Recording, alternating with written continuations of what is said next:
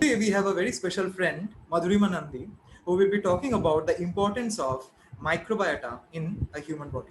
Right now, she is enrolled in a PhD program. She is in a second year of PhD in the Pohang Institute of Science and Technology, South Korea, where she is working on immunology and molecular biology. If we see countries like US, which has a westernized diet, which means you eat refined carbohydrate, it consists mostly of carbs and pizza, burger and everything. But when you just come to India, we eat a lot of vegetables, we eat a lot of fermented food. So it is having a mixed diet, and that is what is preparing our body to a lots of antigens. So that is what one of the reasons that even though Indians are getting the infection, the rate of recovery is quite high.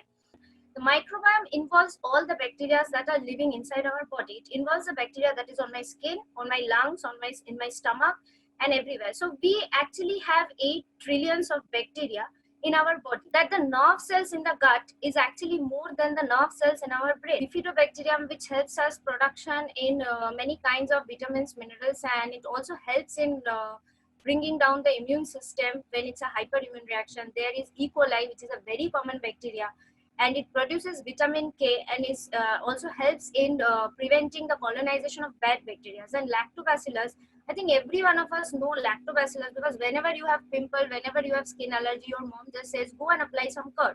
So this bacteria is able to bring down the immune reaction and has chemicals or metabolites in it, which helps to revert the immune reaction and gives a homeostasis. They had the wild type mice, which means you have normal mice without any mutation, just a normal human being.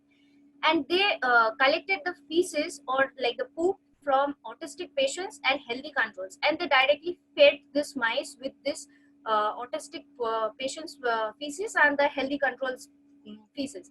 And after few months, they saw that the mice actually develops autism. So this paper was a direct proof that if the microbiota is changed, just you change the microbiota, the mice gets autism with it. So it's not only genes that our mom and dad is giving us, they are also giving us our second genome, which is the bacteria, which means it's proteobacteria. And when you go to the vagina, it's more pink, which means it's fusobacteria.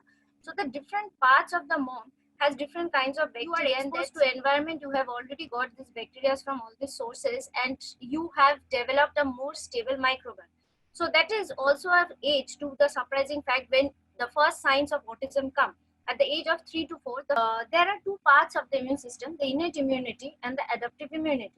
So the innate immunity gives rise to non-specific reactions, and this gives to specific reactions. Pie charts, it's actually the bacteria that are present in your body at different time scale of your body.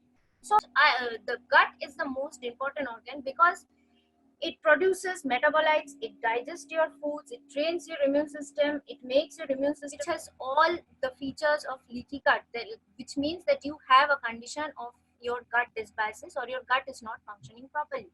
So starting from brain diseases like Alzheimer's, even autism, to diseases like cirrhosis, cystic fibrosis, Crohn's diseases, and even having infectious diseases like HIV, to other kinds of diseases like polycystic ovary, which are not even related to bacteria, immune cells and cytokines, which is needed for maintaining this healthy gut.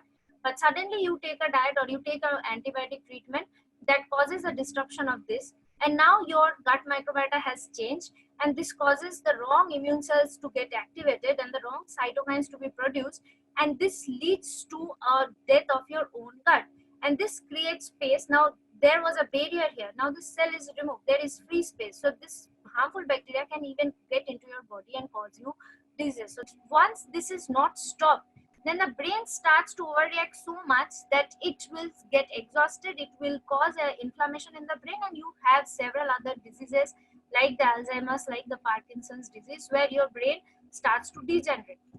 And this is a depressed brain, and the yellow part means that your brain is hyperactive, like normally active, or every part of the brain is functioning properly. But if you see this brain, the blue means that the activities of the brain has decreased.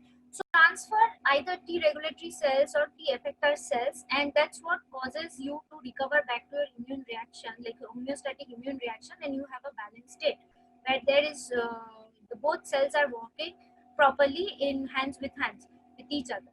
So a very interesting therapy that is coming up nowadays is actually CAR-T therapy, which is again for cancer. You develop special kinds of T cells which have this special mice which is called the germ-free mice.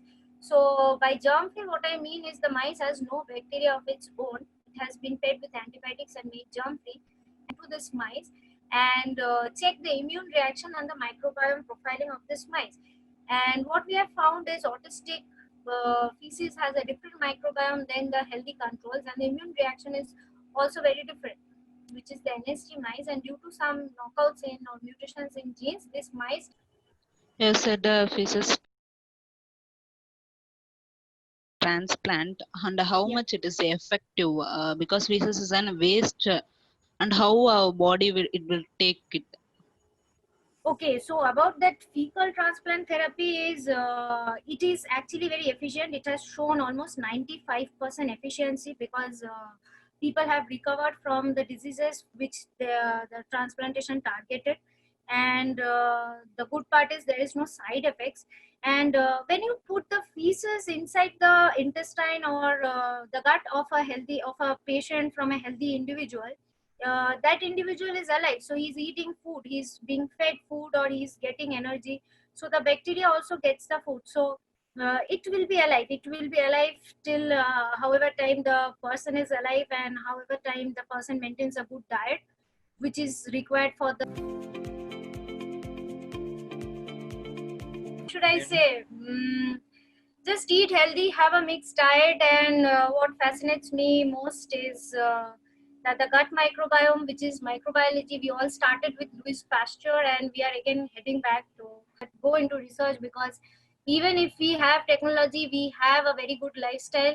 All this is possible because there was research at some point and we are just getting benefited from it. So we need a lot of research. It's time consuming, it's a lot of frustration and everything, but it's quite satisfying when you find something new, and it's quite interesting to know that things which are as small as bacteria and viruses can influence your whole body. That is not always reliable.